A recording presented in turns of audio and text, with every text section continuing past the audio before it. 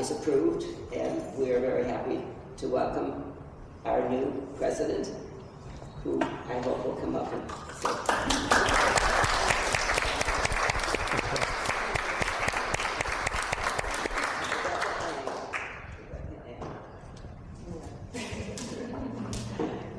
This is the official gavel of the president of the MEA, and I hand it over officially to Rebecca, and now she is our new president. So.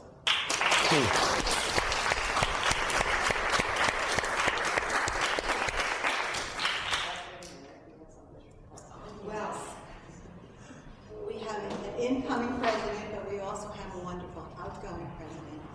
And on behalf of the board of directors and the membership at large, we are happy to present you with this plaque in appreciation of your outstanding service and dedication as president to the music educators of New Jersey, 2022 to 2025.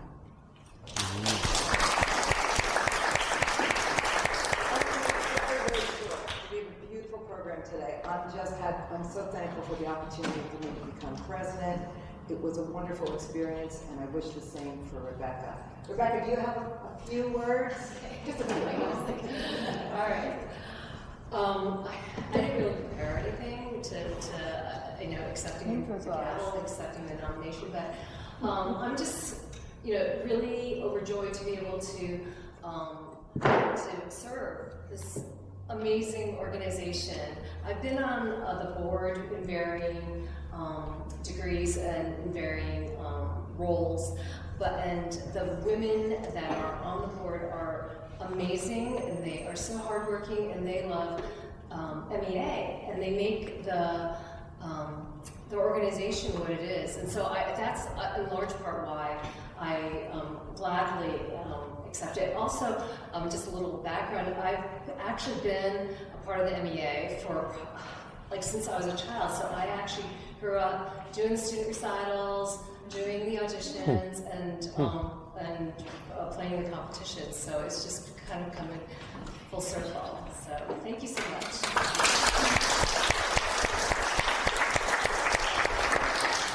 Okay, and now we're going to start. We have a wonderful master teacher. This is Wunsch, and he is here. Sure.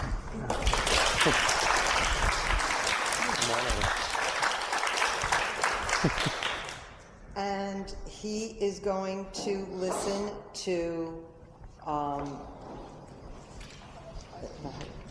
Boschwen, he goes by Robin, I've been told. Robin, right, Robin, okay.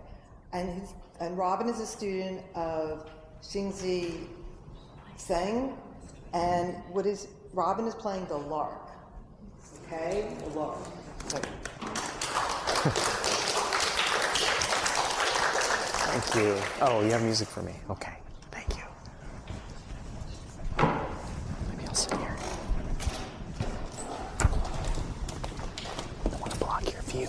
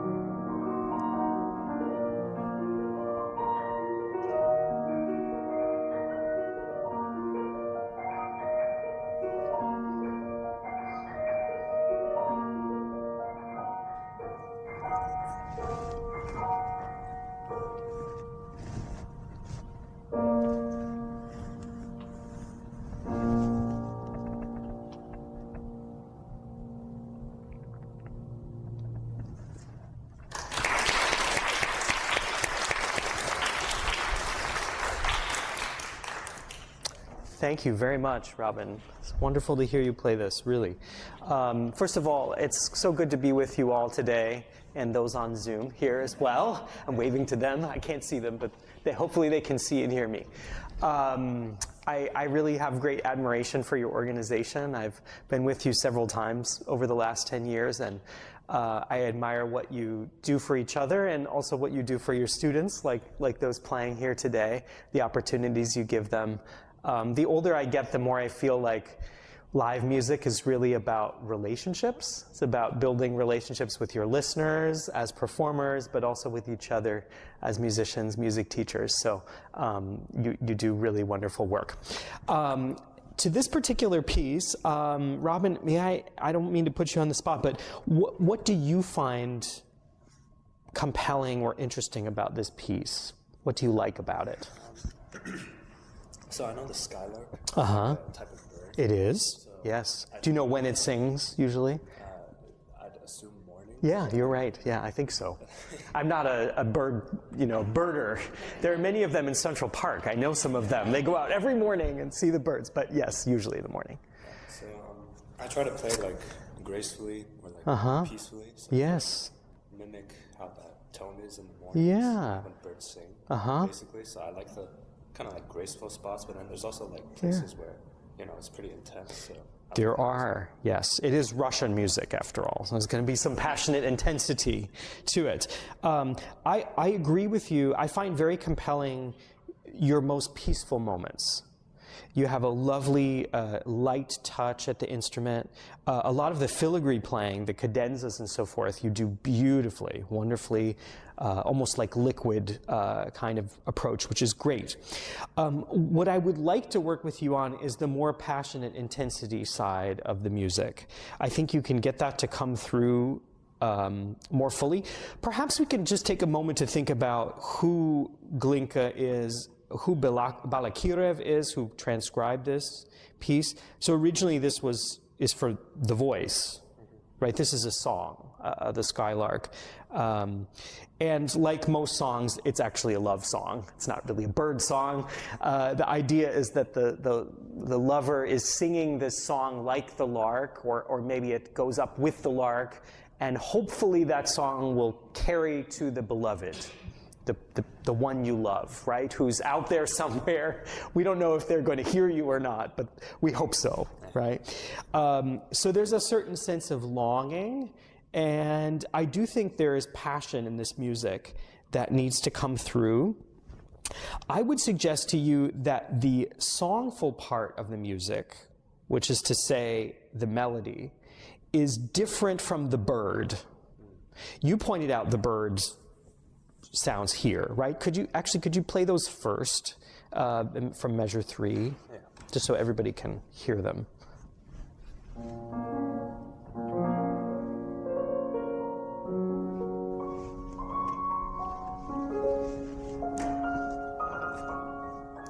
Yeah, I like the dynamic you play at, which is pianissimo. I do think that a bird song can be a little more direct. Birds have a clarity to their song. So as lightly as you're playing, and I don't mean to say that you need to play louder necessarily, but I think I would play with a little bit more focus in the touch. And a little bit more directly, so that the 2 bars are not 3 separate phrases, but are actually just one big gesture. Could you try playing a little faster, and just with a little bit of quickness in your fingertips? Not louder, but just a little bit of more activity here. Can you try one more time?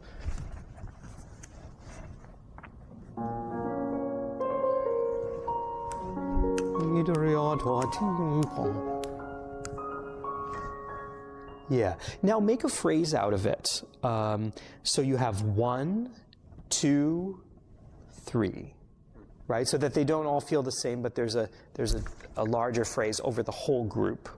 Can you try one more time? Even a little faster, maybe.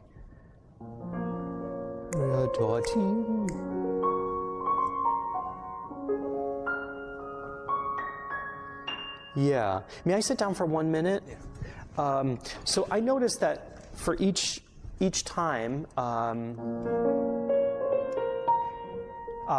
this one goes down and then up, right? And the second one just goes down, right? And then the third one, what is it? Sorry, can't see the lighting in here. Is that? So maybe the first one could have its own feeling, and then the second one a little bit different, and then the third one again. So that there's a progression. Okay. Let me try one more time.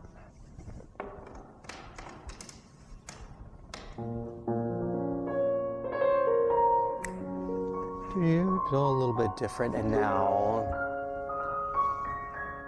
yeah, now I hear the bird. Now, the opening two bars, Balakirev took just a portion of the song melody and wrote it only for one note at a time. Why would he do that? Why not, you have lots of notes. He could have written, you know, something like this, or why just a single note?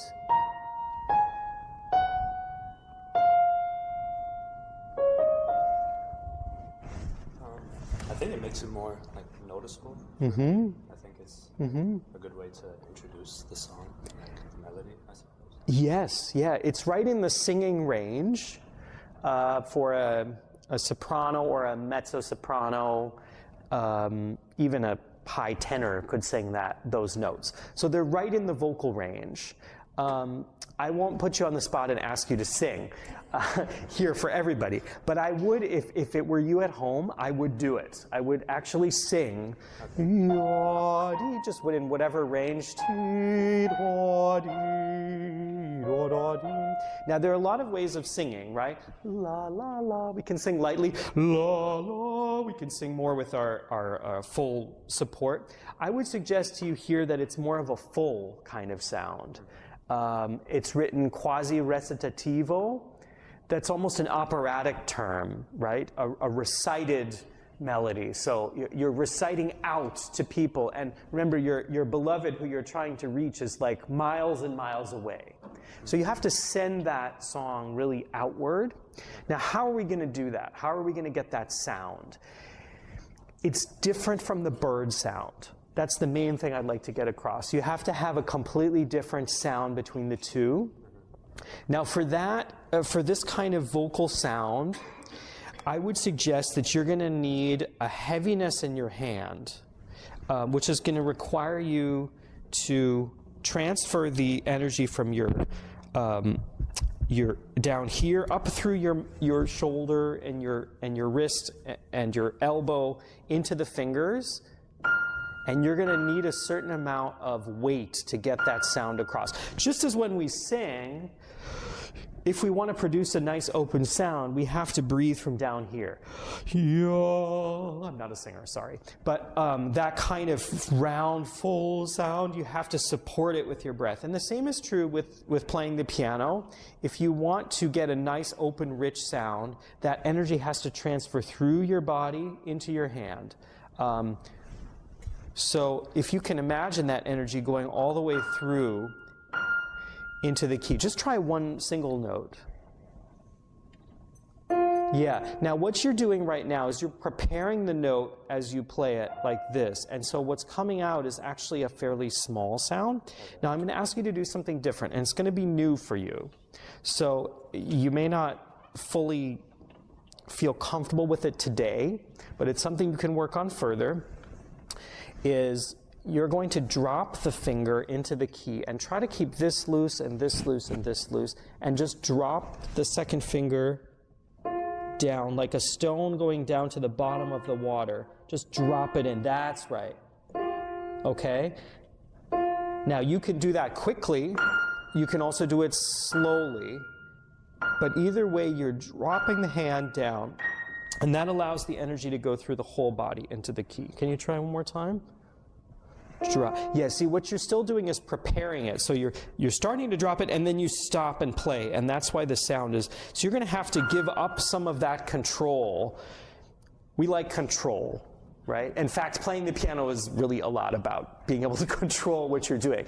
But sometimes to gain the right sound quality, you have to give up a little bit of your muscular control here in order to gain a greater sound here. Now, being able to control a drop takes some practice, okay? Now, you can do it at home in terms of you can practice that drop and see how you can control the sound. But if you control it from the fingertip, your sound is going to remain limited. It's going to remain small this way. So try again and imagine that stone dropping into the water. Better, yeah. That's better. You don't have to throw it in, just drop it. Yeah.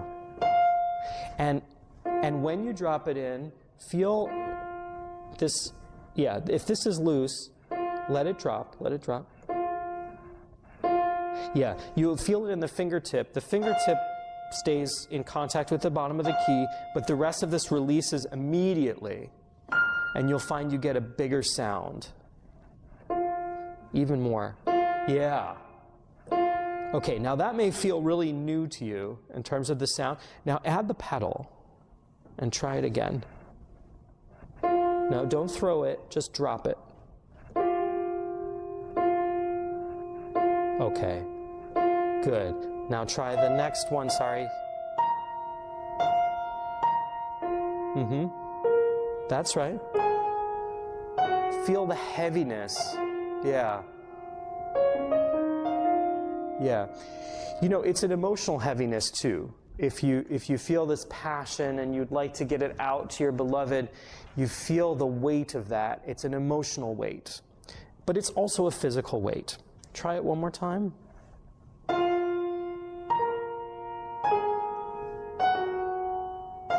Do you feel the heaviness? Okay, now the bird comes. And now.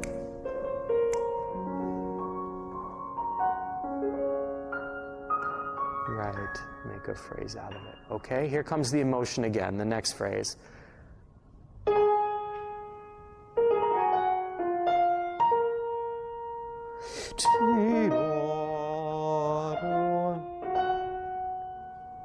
Now lighter again. Yeah, quick attack. Keep the energy in the fingertip. Yes. Now I hear the bird call. It's clearer. You know, birds, they have this clear sound. It's not a hazy, airy sound. It's, we whistle when we do a bird song, right? That kind of clarity is what you want there. Yeah, great. Okay, let's keep going. Let's do the third phrase. So heavy, heavy. Yeah, drop. Yeah, that's right. Don't push it, but just drop it. Yes, even heavy here.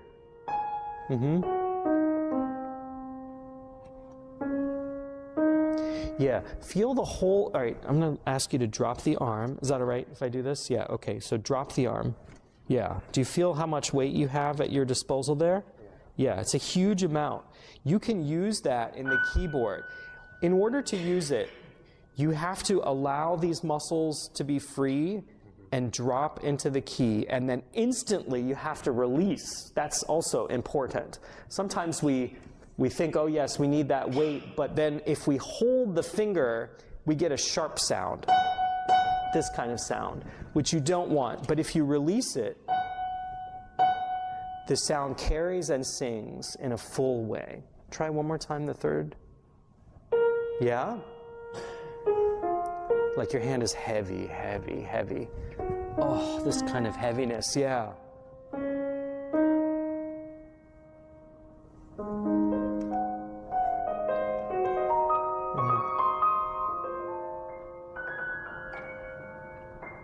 Wonderful. Okay. Now the song is going to start, right? Okay. There are two pieces on our program today which are actually cousins of each other. The first piece, which is a transcription by Balakirev of a song by Glinka, and Liszt's own transcription of his song, which goes by the title Liebestraum, which Alessio is going to play later. These two are kind of cousins from each other, and I would not be surprised at all if Balakirev based his transcription here on Liszt's, which you'll hear later. They both use what you might call a three-handed technique, where the accompaniment, which would normally be played by a pianist, is played by the left hand only, and then the right hand plays the melody. So again, what's really crucial, Robin, is that the melody sounds like a singer, and the accompaniment is much softer than the vocal part. That's the main thing I would love to see you work on, is getting a distinct sound for the melody. And again, you're going to need the weight of the arm, the whole arm. And Russian pianists are very good at this. If you watch them, they have this sort of, the arm and wrist tend to be very loose like this so that they get more of that natural drop into the sound. Try from here. Good. Heavy. Yeah, you don't have to push, but let the hand, again, drop, let go, let go, let go. I still feel you're holding here. Yeah, that's right. That's the heaviness, okay? Now you can learn to control that. That's right. Like the stone just drops in the water. You drop it and gravity takes you. Good. Go ahead. Heavy. That's it. Even here, 1, 2, 3. Keep this free. That's right. Good. Good. Let's try both hands now. Oh, just from here now. Yeah. Okay, good. So this is a common thing where you've got the left hand plays the low bass note, and then you've got some light accompaniment here. Okay? This technique you'll find, of course, in a lot of piano music. For example, can I sit down for 1 second? Even Schubert earlier will use it.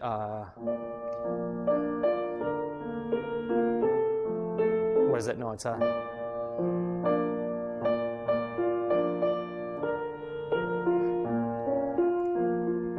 this sort of thing. So we need a slightly different sound for this than we have for these notes, So actually you're painting a picture with 3 different colors. This is one color.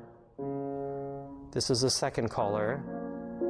And then your melody, which is a much richer color.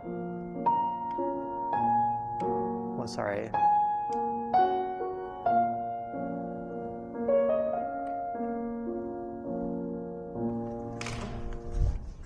Let's work on the left hand first. Good. I hear you listening, Robin. That's great. Yeah. Now, when you play the low note, I see your thumb is like this. And this is a common thing. The thumb is our strongest finger, by far. Think about it. We use our thumbs for heavy, anything.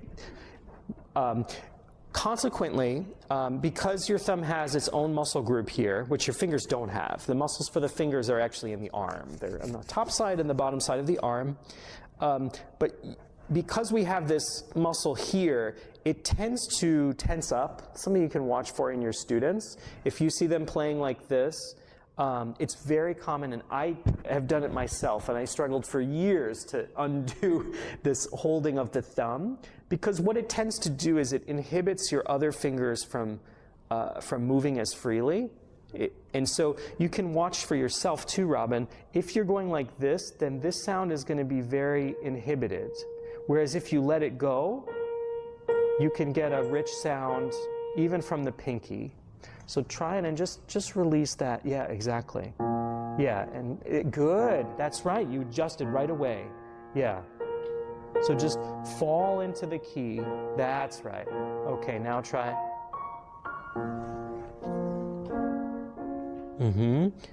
Yeah.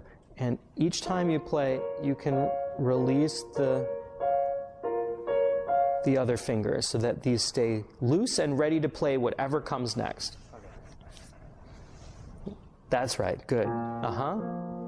Very nice. Yeah. And you could do it with the pedal too.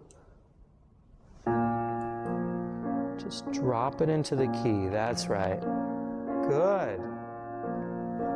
I hear 2 different levels already. There's the low bass and then the light accompaniment, almost like a harp. you know, that kind of thing. So now add the melody, and this is going to be the strongest of all, right? The heaviest. You feel that emotion in the melody.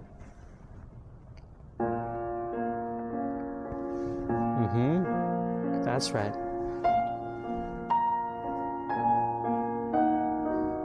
That's right. Each note drops. Good. Okay, you did extremely well that time, especially here, and then you lost it here. It's like if someone sang and just whispered. You want to sing each note out, okay? So each one of these is separate. Can you try one more time? You're doing very well. Good. Drop. Drop. Now ta team. Good.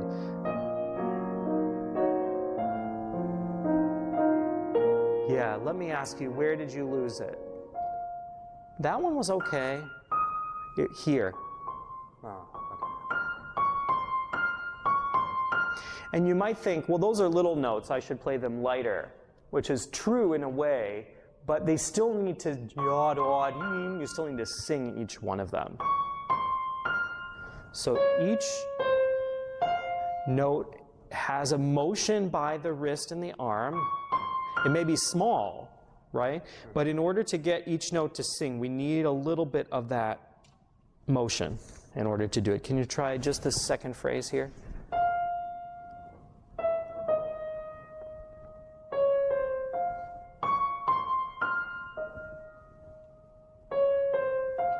Yes.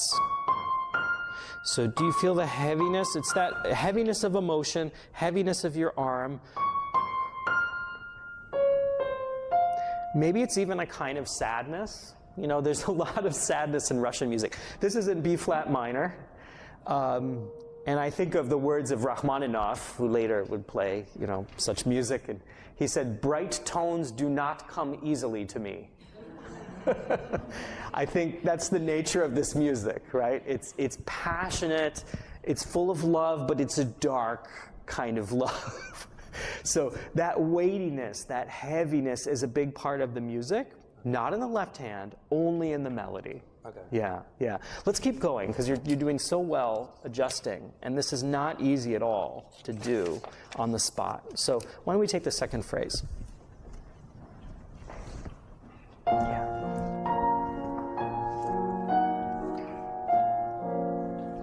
Almost, okay. Excellent. Even here, feel each note. Yeah, feel the hand drop into the key. So you did this, and then you used your finger here instead of the whole mechanism. It might feel like a lot at first. It's different, right? Yeah. But that weight is what allows you to sing each note. Like you're dropping down. Just that heaviness of the arm again. Let drop. Yes. Yeah, you want to use that exactly. That's exactly it. Yeah.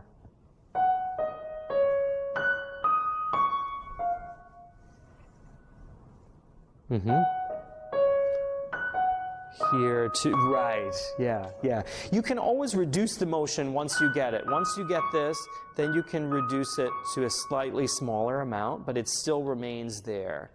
And that's what's going to give you the rich sound you want, okay?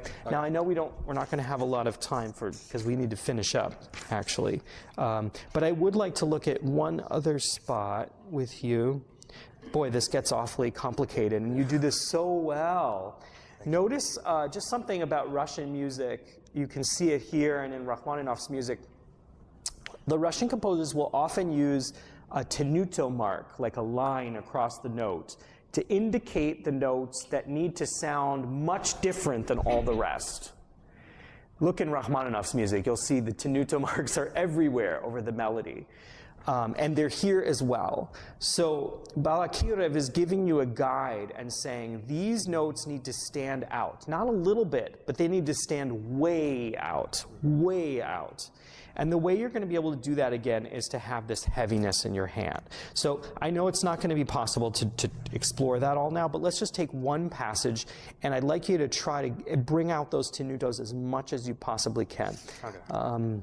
Maybe somewhere in here. Okay. Would that be all right? Yeah.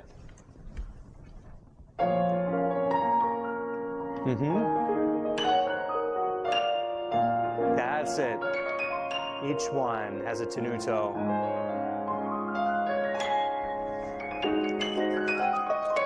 Yeah. Right. Yeah, the effect is quite magical. It seems like the pianist has 3 hands, maybe even 4 hands, because this is doing one thing, and there's all the filigree stuff, and then the melody's somehow in there too.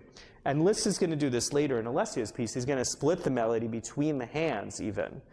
But the crucial thing is that that melody sings way out above everything else. So follow your ear.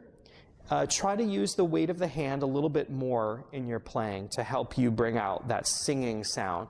And again, I'd encourage you to actually sing. Okay. To actually do it. You can do it in private. You don't have to sing for anyone else. But if you feel what the singing is like and how you have to support your breath, I think you'll find your way to a sound that is more open, richer, bigger, and more sustained. Okay. And that, I think, for you is the main thing to work on Okay. in this piece. All right. Okay? Yeah. Thank you, Robin. Great to work with you. Sure. Yeah, my pleasure.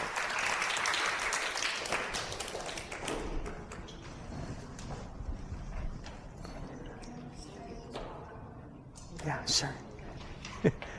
Hi, Sophie. Nice to see you. Okay.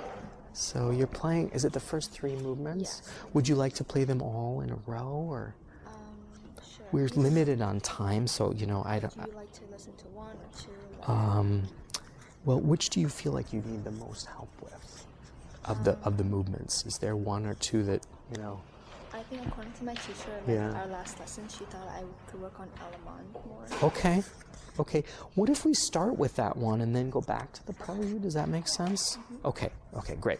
So we're going to hear first the Allemande from Bach's English Suite, number 2 in A minor.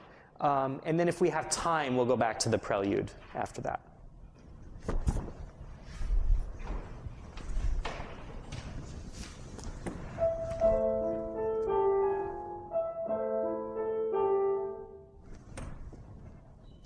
Maybe you're not used to starting there. Let me just put the music up. I have my own copy, so you can use this. Oh,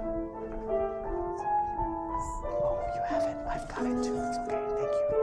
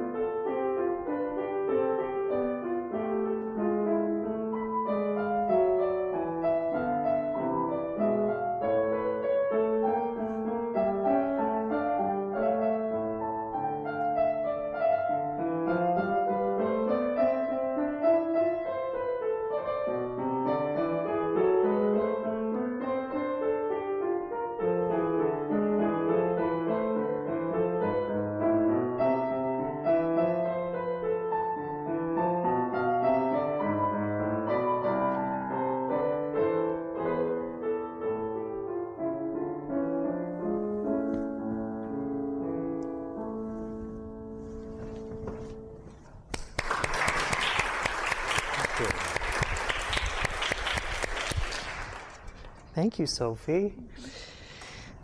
So this is a big piece. It has several movements. Yeah. Have you learned the whole piece yet, or you're learning just these three so far? Okay, great. It's a wonderful piece. This is part of Bach's so-called English suites. I don't think there's anything English about them that I know of. Nothing.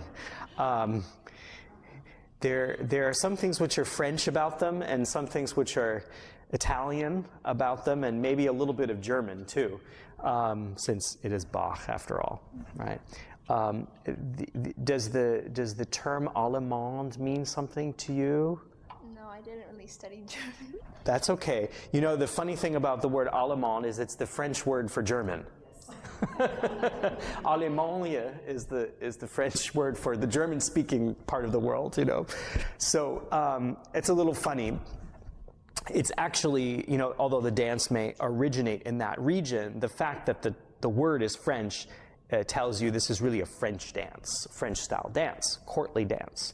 And I don't know if you've ever seen a French Baroque dance before. You can look on YouTube. You'll find plenty of examples in fancy costumes. These dances tend to be very stylized. People use their hands as well as their feet. There's a lot of rising on the toes and bending of the knees. I'm not a dancer, but my understanding is that the ballet steps really come from Baroque dances. The plié and the élevé, right? Plié, élevé, marché, the step. Everything originates from these original dances. Now, Bach did not write these dances to be danced to, but I think we dance them in our imagination as pianists with our fingers, you know? So if that helps you, I would suggest you imagine yourself what it would be like to dance one of these dances in a French court. Now, I'll tell you, Bach did not dance them either. Okay, we do know that he played dance music at his school. He had a great opportunity because of his talent to go to a very advanced school. I think it was in Lüneburg, which is in northern Germany, where he was with some children of noblemen, which Bach was not. But he got to play the music for the noblemen to learn to dance properly. So he had real experience playing for dance music, even if he didn't dance himself. But there's a courtliness and an elegance and a gracefulness to the music. And I think you have that in many respects because your playing is very fluid, it's smooth, it's elegant in a certain way. I do think you can allow the music to ebb and flow a little bit more. You'll notice that Bach, one of the most important things I find in Bach's music is to identify where the music is resting. What we might call, using a theory term, cadence points.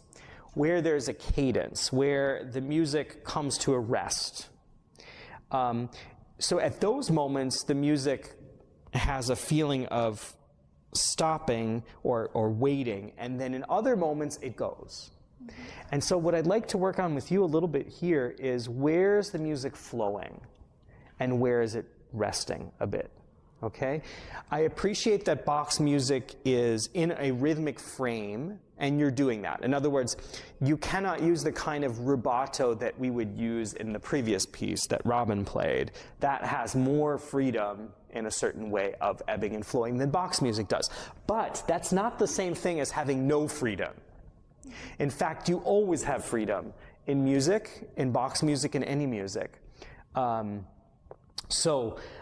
like to work with you a little bit on that. So we cannot go outside of the general frame of the rhythm, right? We can't really speed up very fast or slow down, but we do have a little bit of room within that frame to move and to stop. And that's the same in dancing. You have a forward step and a rise, and then you have a wait before you take the next steps. So that's what we're going to work on a little bit.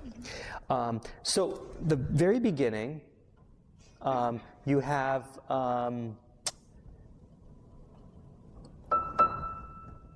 this initial gesture, right, which is followed then by a lot of 16th notes.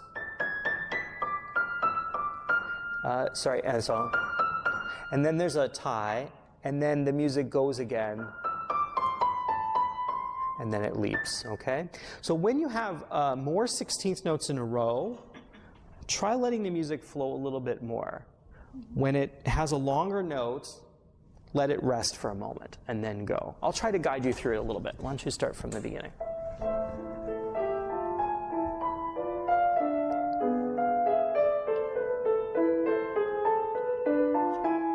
Okay, good. Let's take that opening phrase. Okay? So now see this time if you can let this flow a little bit more. Sorry. What is it? Sorry. Can you let the 16ths flow a little bit more? So ti da di da di da di da di da.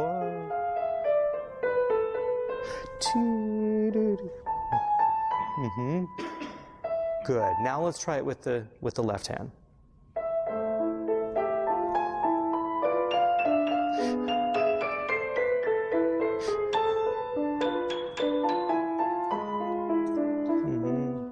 That's better already. Good.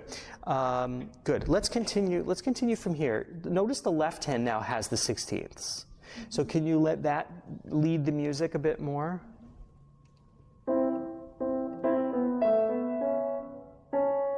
Why don't you just try the left hand? Can you read that? Sorry, the lighting is tough. Yeah. So feel the direction.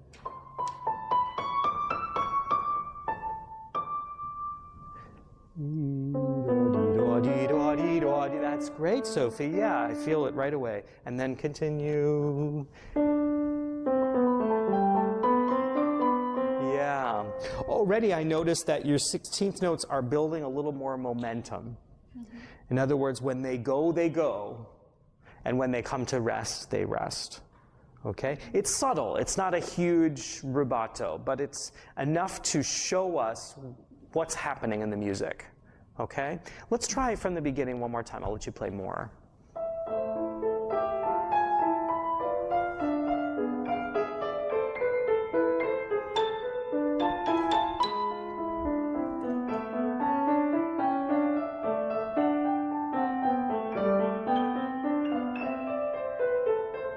Now let it flow. Dee da dee da dee da dee da dee da dee.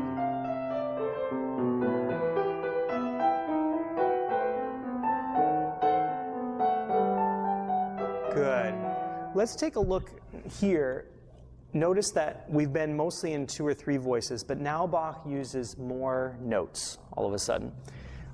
This is something which we might take for granted on the piano, but on the instruments that Bach wrote for, the harpsichord and the clavichord, more notes means more sound, more intensity. The harpsichord especially, because you cannot gradate the sound on one note, right? Like the way we can on the piano. You can't do this sort of thing. So for the harpsichord especially, when Bach writes a chord, it tends to suggest the music is fuller or a little bit more full of emotion at that moment, okay? So here, where we see the chords, I would try to, express a little bit more in an outward way. Do you want to try maybe from here, if that's convenient?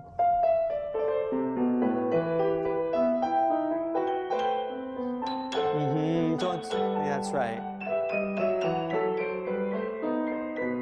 And then that. Yeah, here's a cadence point. So this is something to watch out for in Bach's music. Whenever you hear that sort of thing, that's saying 5, 2, 1, or dominant to the tonic, right?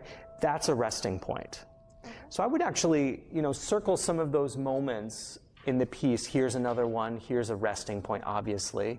But you can let the music just ebb there or kind of wait for a brief moment before it continues on. Why don't we try that spot again? So it gets intense, the chords here, and then it gets lighter again, right, at the cadence.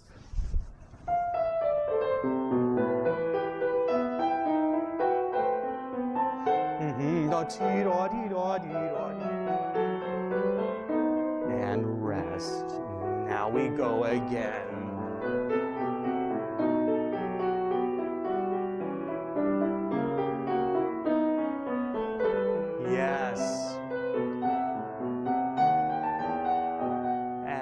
come to a rest, and maybe you bow to your partner, you know, that sort of feeling, right? And then we continue again.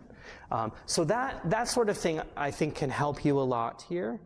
The next level, I think, would be to do more with your articulation. And this is a subject in Bach's music which is tricky because in the score, and you're using a good edition, Bach gives us no dynamics. He gives us no articulation marks.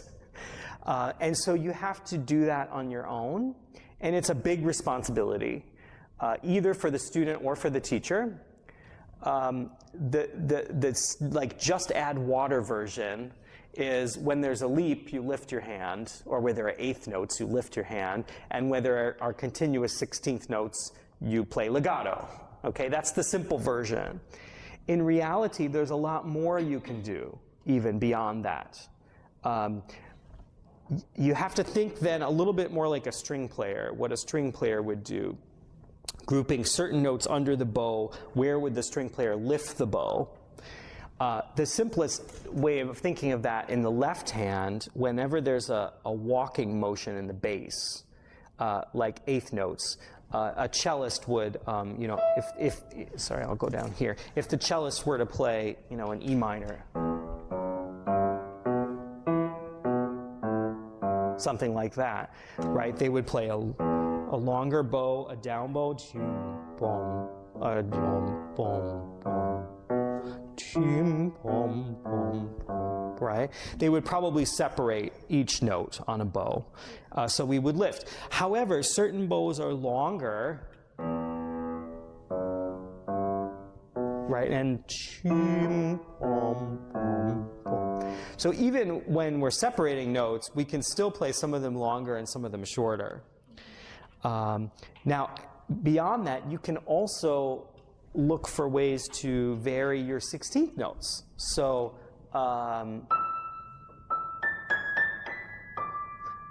you might lift here. Something like that. So let me see if I can find another example. Yeah, here.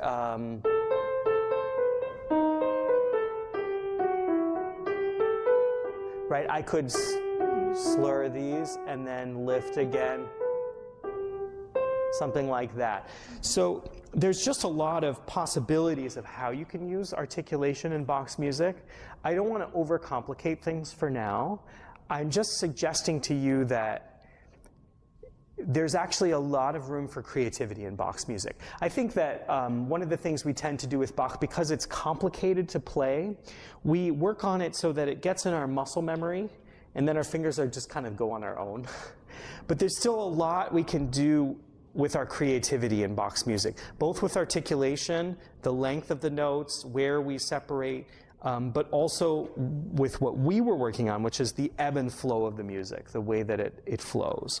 So I say that not that we're going to go into a ton of detail, which we can't do today, but just to suggest that there's so much life and creativity in this music that's possible, and it does not show on the page because Bach wrote none of it for you. You have to find it yourself and explore it. And you can do that in a number of ways, including trying to vary your touch a little bit. Let's try this out a bit. Try the right hand from here.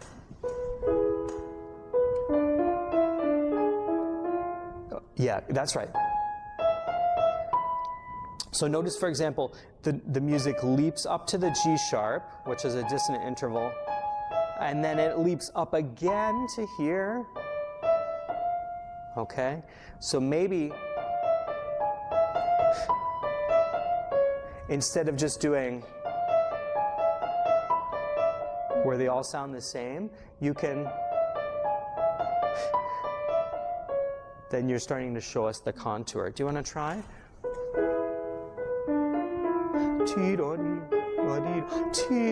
That's right, Sophie. Yeah, exactly. Now, we did it in a little bit of an exaggerated way right now. You can do it more subtly, too. You can play, right? I don't have to accent it. That doesn't sound right either, right? And these are smooth, maybe because it's all in a scale. But then, right, this comes the other direction. So all of those things have to do with subtlety, nuance, and that is a big thing in French culture in general. Subtlety, nuance, slight gradations of sound. And I think Bach was well aware of that. I don't think he would be surprised by that at all. It looks so black and white on the page. That's the challenge of Bach's music. It just looks like lots of 16th notes with no expression marks. But that's not to say there's no expression. It's just that we have to find that on our own, or the teacher has to do it with the student. Why don't we leave the Allemande for now and go a little bit to the prelude if we have 5 minutes? Do we have, or not? Yeah. We do? Okay. I may have to stop you just because it's such a big prelude, so I apologize if I have to do that. Maybe 5 minutes. 5 minutes.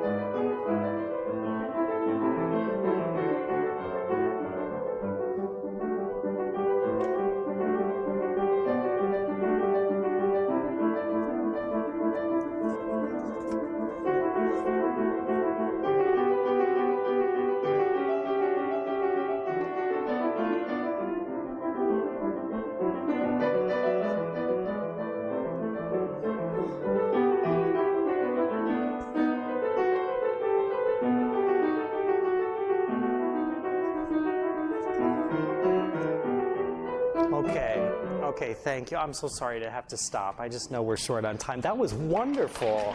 Wow.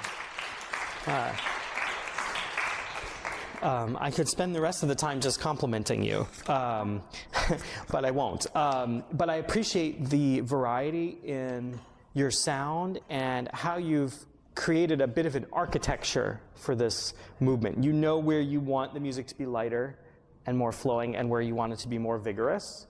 And I think that comes through in your playing to everybody. So that's wonderful. This movement, I feel, is not so much in the French style. It's more in the Italian style. Actually, it sounds a lot like Vivaldi in many ways. And Vivaldi wrote a very famous concerto for violin, A minor. This is an A minor. So I think it's a little bit more in the Vivaldian style, which is to say more outward. Not so much an intimate dance between two people, but really very vigorous music. And you capture a lot of that. I think there's a certain kind of courage in this opening idea. You know, it leaps right up, you know, like... And so you can really feel bold. Can you try one more time?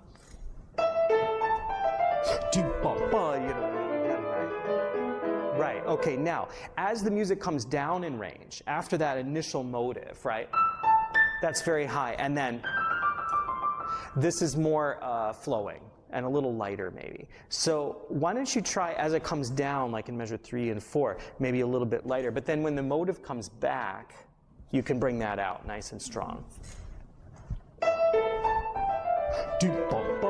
Now flowing.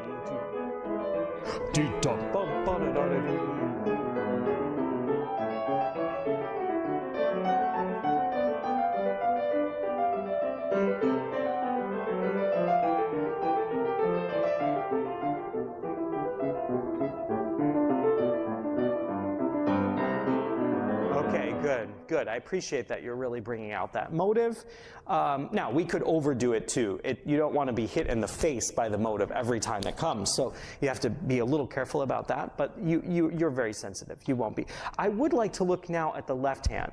This is a good example of what we spoke about earlier, where the cellist would be playing the bass line, and you can vary the lengths of the notes a little more than you're doing, I think. Take a look here, for example, the walking bass. Can you just play from here?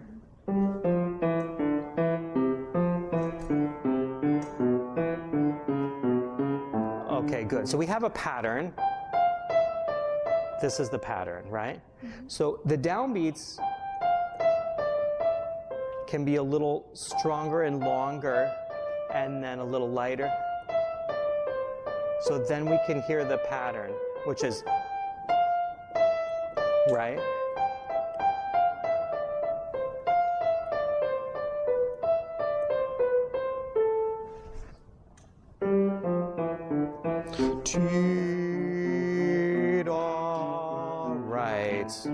Right. Do you see there's an architecture to the larger phrase as well? Try with the right hand now.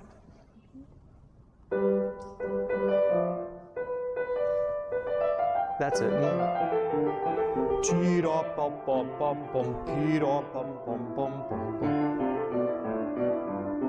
That's it. Yeah, exactly. That shows us a little bit more of that larger architecture that you have.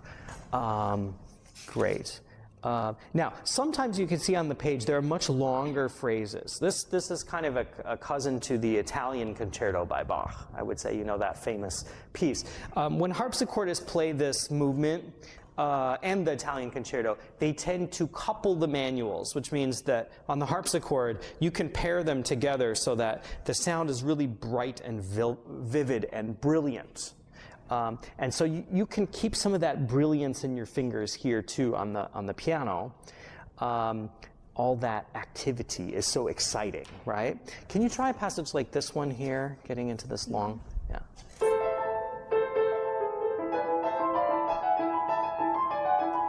Long phrase, keep going. Dee-da, energy. Yeah, and notice now how dense the activity is. So really keep the excitement going all the way down to here, and that's a cadence point, right? Can you try?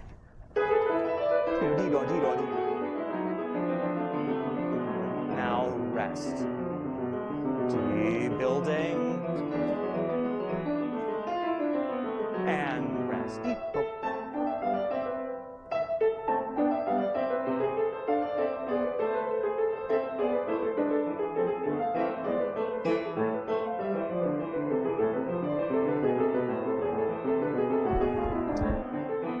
Okay, good. Now, passages like this, it's not easy to make sense out of. There's so many 16th notes happening all together. It's like a little snowstorm of 16th notes. So we have to group them together. Now, if I were your teacher, I might write in slurs to group the different notes together. And here.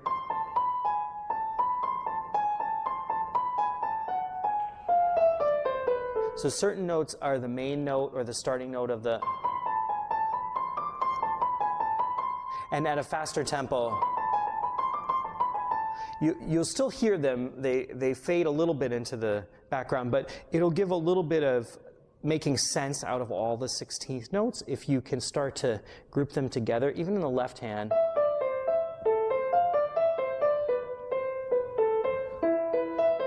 So there are different possibilities for that. You might experiment a little bit. I think you're at the level where you can handle that. I can see that you're listening in 3 dimensions. And so I think you're ready to start playing around with grouping the notes together. There's no method book by which to do that. One has to use common sense a little bit. And there are different possibilities, I want to mention that, of how to group the notes in little phrases. You don't want to get too fussy, with it, but I do think you're ready to be a little more creative with how you're grouping the notes together and articulating them. Even something like this phrase here, and then I should probably stop it. You could do, or, there are different possibilities. Try from here in the left hand. Okay, so that's one. You feel the leap, something like that. And you could do it a little looser even. It doesn't have to be so, not this kind of thing, but. That's possible. And the next one? Right, something like that. Yes, yeah, so we're just experimenting a little bit here, and we decided maybe these could be slurred and then this could be short. If that's too fussy, we could do and then break here. Music is like language. Language has consonants and vowels, right? And you don't want all vowels and you don't want all consonants. But when you lift your hand and play the note fresh with a space, it's like a consonant. Vowels connect, right? Oh, yeah, that connects. But when you say ta, there's a moment where you aspirate and then the vowel comes next. And so for music, it's similar. When you lift the hand, it's like putting a consonant into the word, and then the vowel is the long note. And since language is like that, I think music can be valuable to have that as well. That gives us variety. It gives us meaning in the music, so that it's not all legato or all staccato, which you're not doing. But I'm just suggesting maybe there's even more possibilities of expression there. I think we probably need to stop for today. But thank you. I'm sorry we couldn't hear more. Beautiful. Yeah.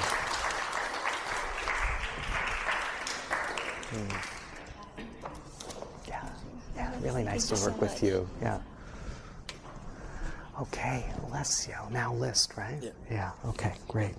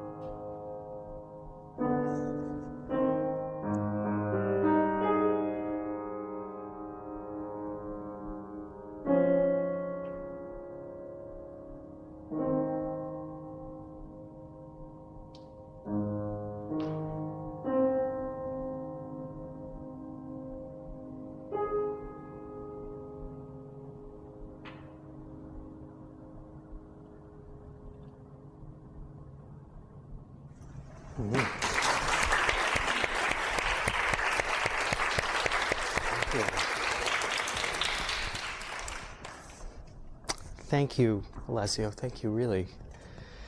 Beautiful. I think in many ways you capture the spirit of the piece.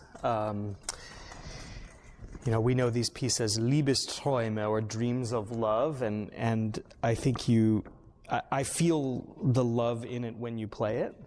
I feel the love in the expression. I think you love the piece yourself, or it seems that way, which is great. The music is romantic in every sense of the word. It's from the Romantic era. It's an expression of subjective feeling, and it's about love itself, of romantic love. Unfortunately, Henley, in their wisdom, did not translate the poem for you, so it's just a mouthful of German.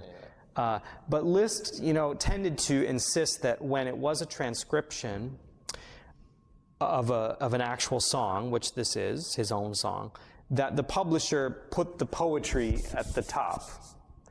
It doesn't always make its way into every edition, but Liszt himself was very specific about that. For example, when he published the first transcriptions of Schubert's songs for piano solo, which was his way of helping to popularize Schubert's music, he actually insisted the publisher put the words over every single melody note so that you could follow the text exactly where it was. That's how much he cared about the poetry.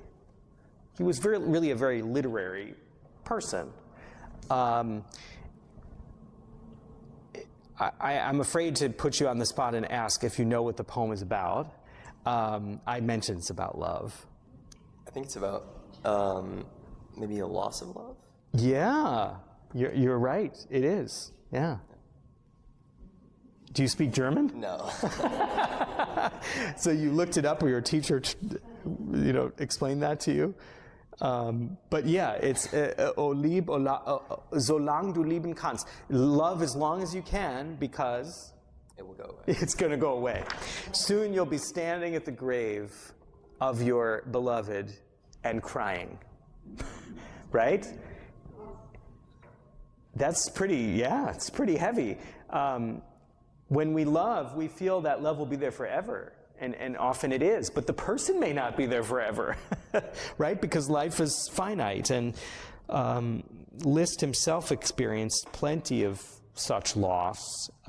His children died before he did, 2 of them. And anyways, there's a melancholy in it, this music, as well as a passion and intensity. Now, Liszt writes here, dolce cantando, or singing, right? And this brings us a little bit back to what we heard from Robin, in that this is a transcription of a song, and we need to produce as rich and full and singing a sound as we possibly can for this kind of music. So I would suggest to you, although I can hear the melody clearly, and you're also shaping it very beautifully, that it's not enough separated from the accompaniment. Until later when you have it in octaves, and then it's a little clearer that, it's outstanding from the accompaniment. At the beginning, Liszt uses this 3-hand technique where your thumbs have to play the melody. Which is an advantage. Liszt was so good at understanding how our hands work and how the piano works.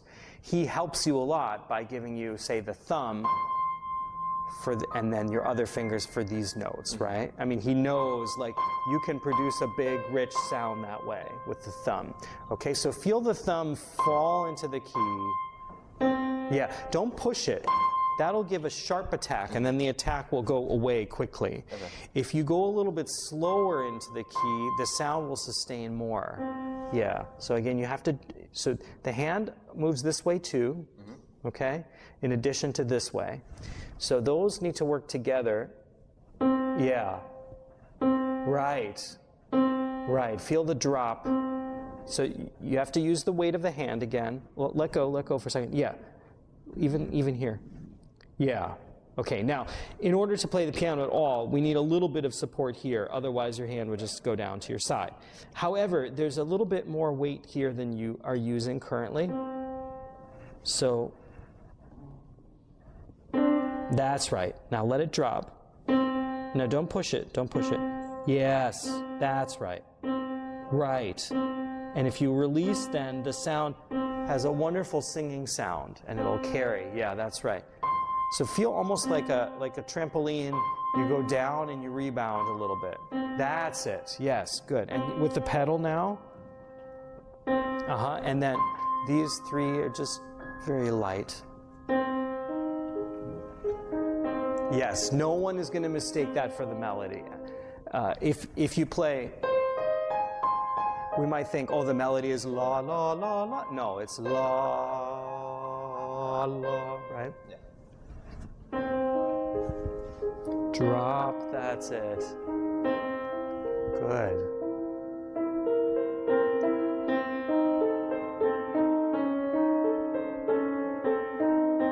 Okay, good.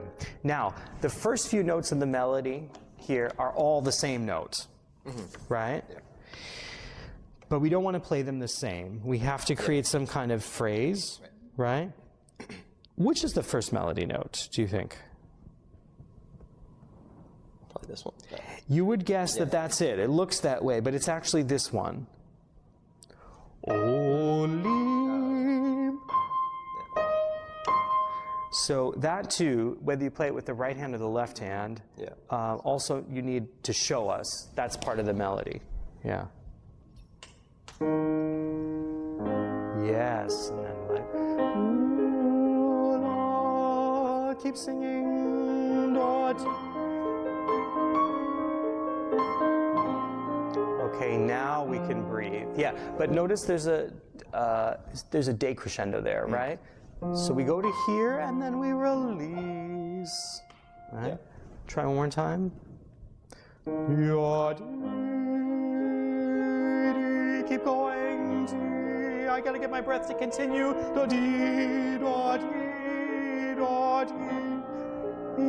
Now I can breathe.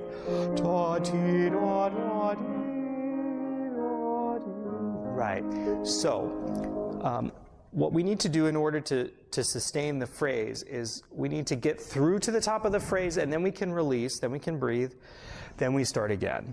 So this rest, I think, is more important than you're making it. We need to feel as if we're breathing there. Try just somewhere around here. Here would be fine.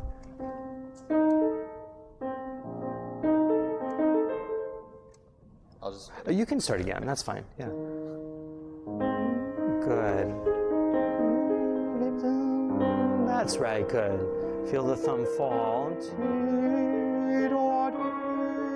To here. Now release. No, not so loud.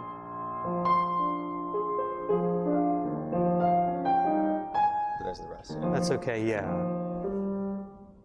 Wait, You can start there. Yeah. That's fine.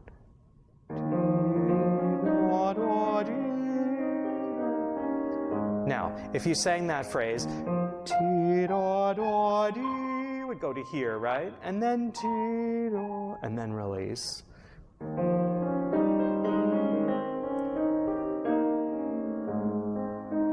Yeah, I wouldn't take too much time there. Again, the singer has to get to the end of the phrase. Then you can breathe. Okay. Yeah, so maybe a little bit, but keep the flow going.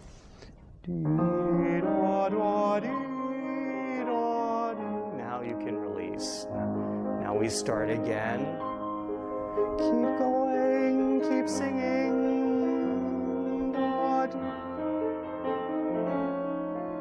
Excellent, Alessio. I think I wouldn't take quite so much time yet. Maybe on the high note, but not earlier than that. Again, your breath has to support the whole phrase in order to create the illusion of singing. Yeah.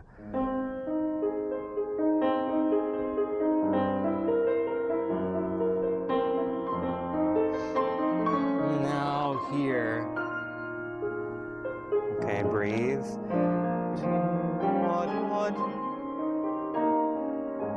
Right, now we can breathe again. Okay, let's keep going.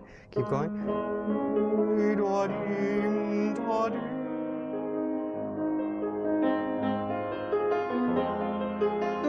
Okay, good. So now I hear you're getting more passionate, which is good.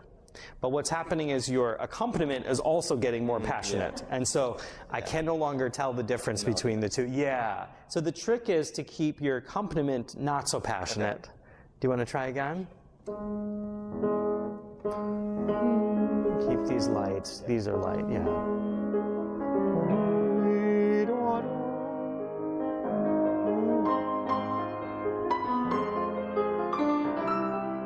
Good. Keep going, keep going.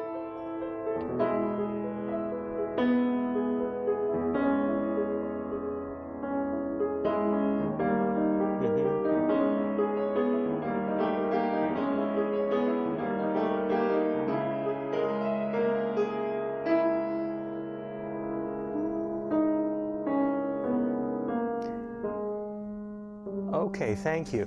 Now I see Liszt has written dots under a slur here.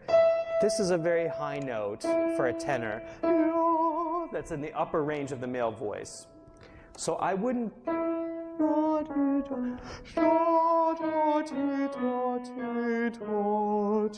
Then you can come down here.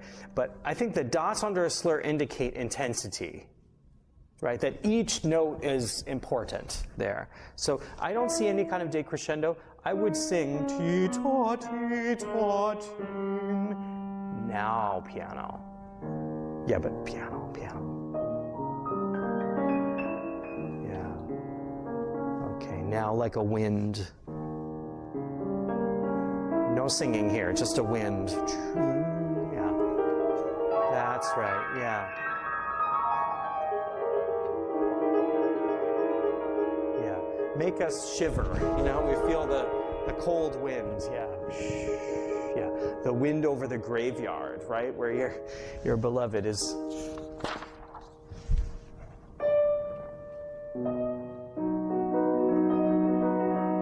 Okay, now, here, the melody shifts to the soprano voice up high, and the accompaniment is doubled. Yeah.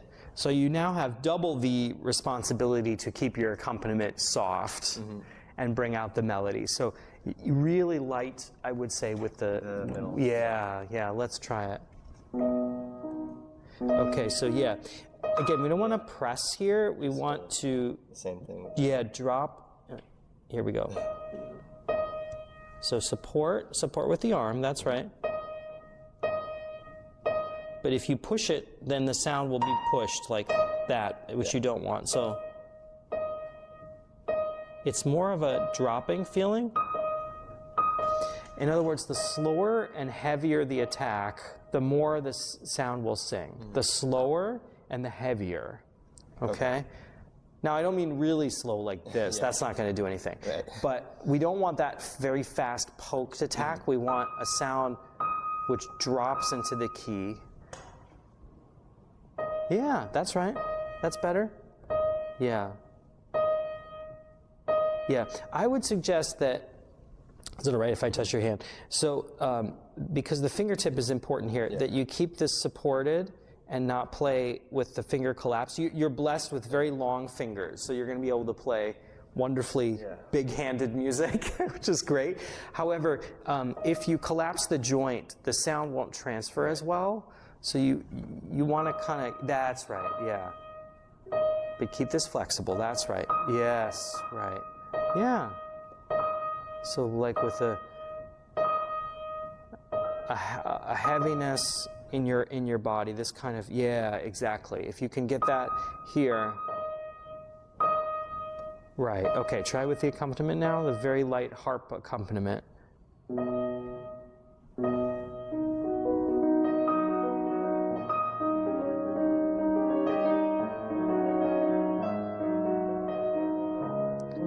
Yeah, what if you thought of the upper melody as forte and the rest as pianissimo? What would that sound like?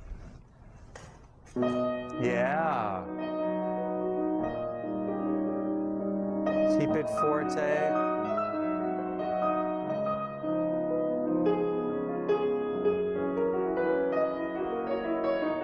Yeah.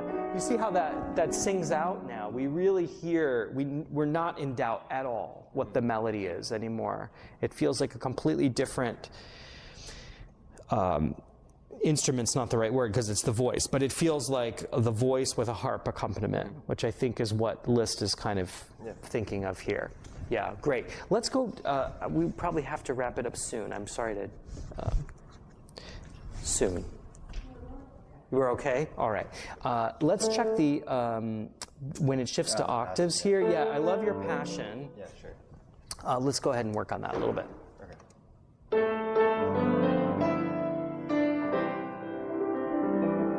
Can you try that last chord?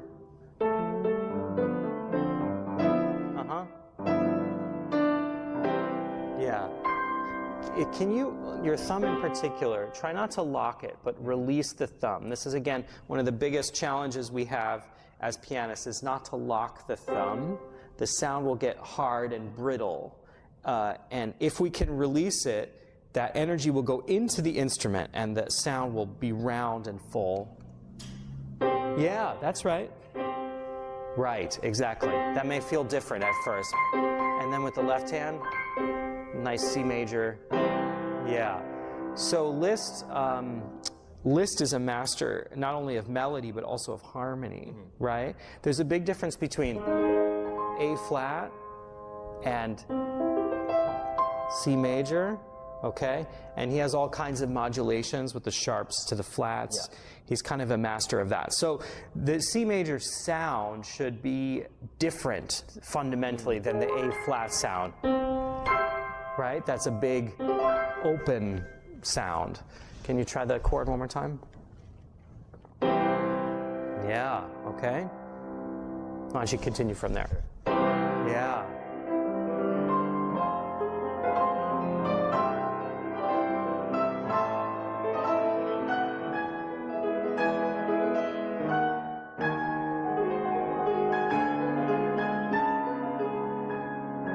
Okay, interesting. As soon as you got to the end of the phrase there, you lightened up your touch and it got a more singing quality. Whereas when you were leaping, you had a harsher kind of sound. Yeah. So I want you to see if you can keep that. Keep the singing. Yeah, exactly. Yeah, that's right. Good, much better, Alessio, yeah.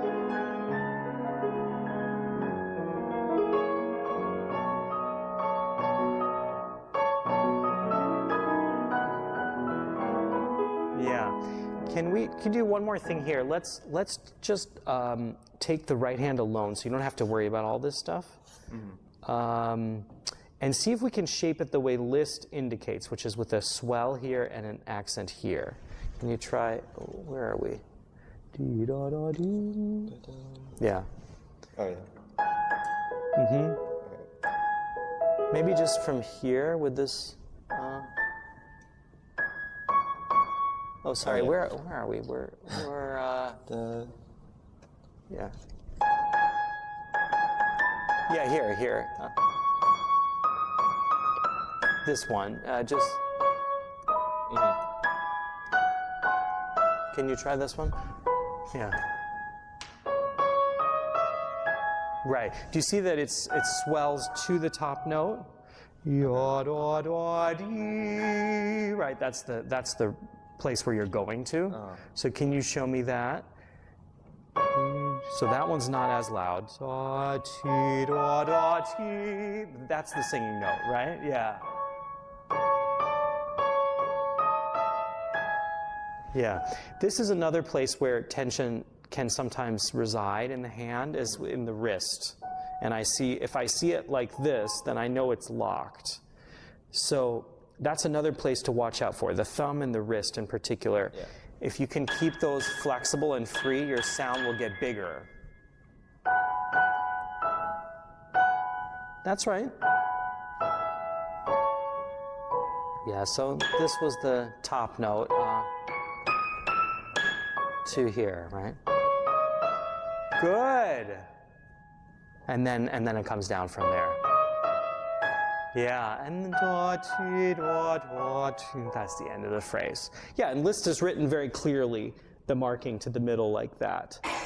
Again, that's the way one would sing it, is to go there. Yeah, can you try with both hands? If you want to go back here, that's fine. Sure, I'll go, yeah.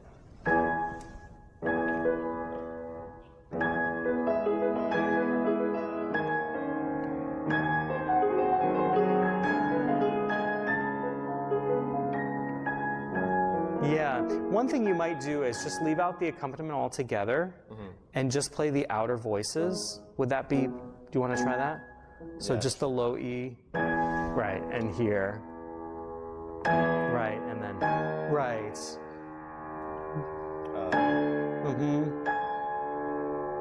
That's right. Yeah, right, right, and just the right hand.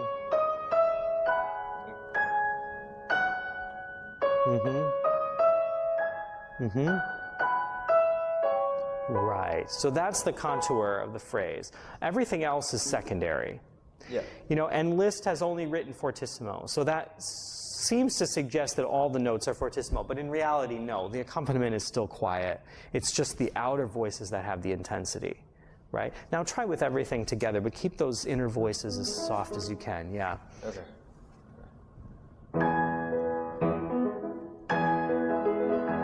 Mm-hmm. To keep this. Yeah, I know you're thinking about a lot. It is. You can play it a little slower. That's fine. Yeah, right. Release, good. Okay, follow the line. Da, ti, da, ti, da, ti, do. Now swell to here, and then come down. Excellent, yeah. Yeah, you know, that was a big difference in sound because we could really hear the melody as primary and everything else as secondary. And that makes a huge difference, yeah. So I would keep working on your melody sound in particular.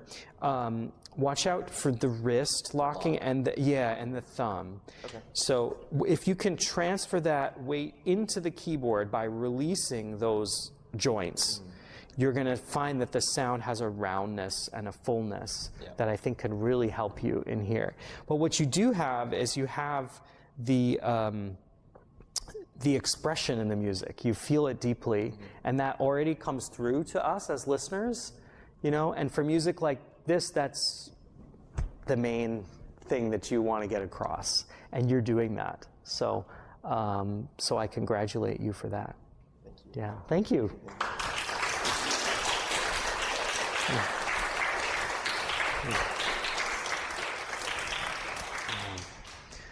Well, thank you again for having me with you today. I've been told that there could be a question and answer period. So if any of you would like to discuss anything about teaching, not that I'm the expert, I could learn from you as well. So if anybody has any, yes? I'm curious where you got the idea of Baroque music as speech, because somebody recommended a couple years ago, and I got it, the book called Music Today, Music as Speech. I wonder if you happen to have that. I don't know that book, in fact. Yeah. Yeah, no, I would like to. I would like to take a look at it. There's been such an amazing blossoming of Baroque music making, even in this area, and by this area I mean just across the Northeast in the last 20 years. I've watched as Juilliard founded its historical performance program on period instruments. They play, you know, with gut strings and with harpsichord. And I think there's been just a lot of thought in the last 20 years about Baroque music. I think there was a certain way of playing Bach in the earlier part of the 20th century, in the mid-20th century. And now we're learning a lot more from those historical instruments, including stringed instruments. Bach wrote so much for, not only for keyboard, but all of his cantatas, his Brandenburg concertos, all draw upon principles in string playing. And I think that the way we use the hands can come from that as well. But in terms of speech, what we were thinking about is where the bow goes on the string, that's like a consonant, ta, or a ga, or a ch sound, or something like that. And then the long note itself is a little more like the vowel. And so we can use those principles in keyboard music as well. Yeah, but thank you for the recommendation. Yes? Would you recommend Glenn Gould's for the different ways touches? I mean, that was so controversial. Yeah. Years ago. And sometimes I let my students listen to it, you know, when you were getting to it. Yeah. Glenn Gould, look, he was a great genius. He was a genius at music and at the piano. I think his... to be careful what I say, because I admire him so much, but I think that maybe for students it's not the most helpful thing to listen to. I think those who've studied Baroque performance practice a little more carefully might be better for students to hear at the start. Someone like Andras Schiff, for example, might be a little more natural. Gould's playing is very individual and idiosyncratic. but his control over the piano is so astounding. So, I admire it and still love to hear it, even if I wouldn't play it that way myself. I think that's where, for students, it can be a little bit confusing. So maybe that wouldn't be my first recommendation for students, is to hear Gould's recordings, maybe later. Yeah, yes? Sorry, I have so many questions.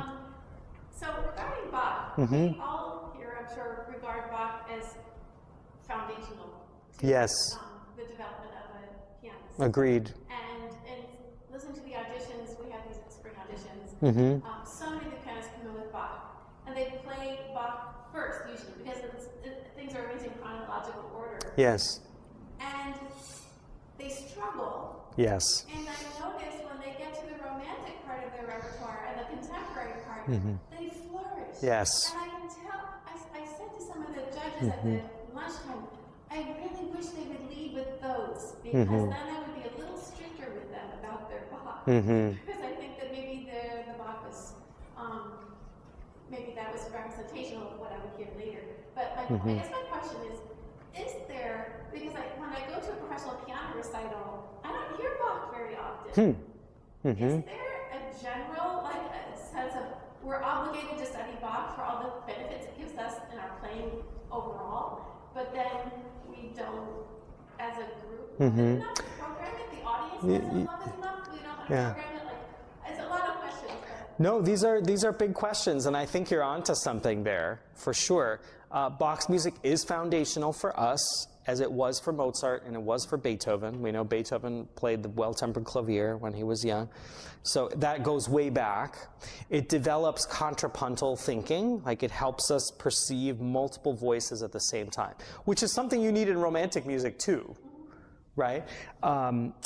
What I think is missing sometimes with Bach's music, because it's, again, on the page, there's not much information. It's just black and white notes with no expression markings. It can feel academic or cerebral somehow to play, but I really don't think it needs to be.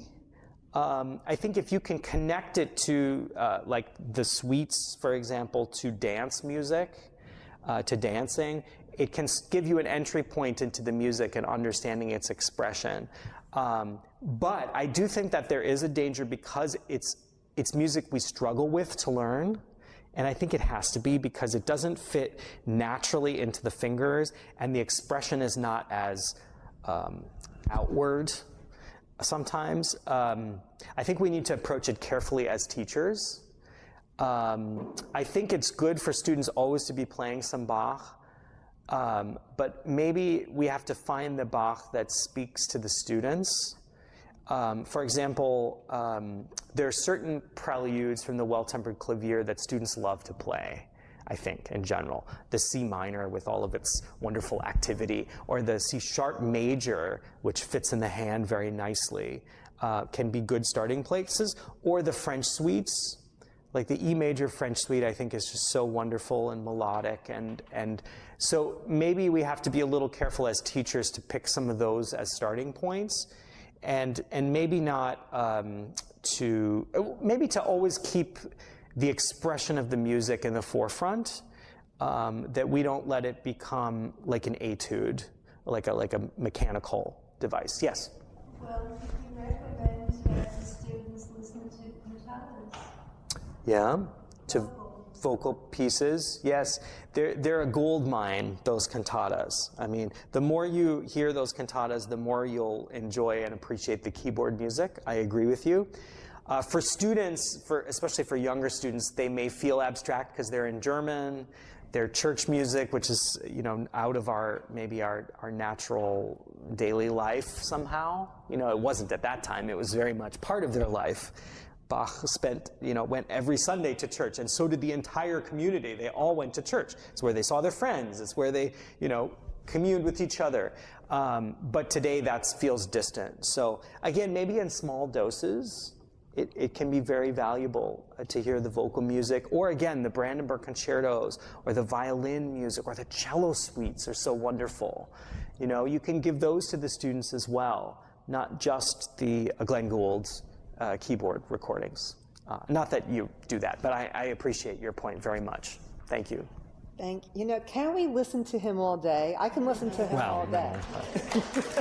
I'm sorry, I go on and on. It's my Great.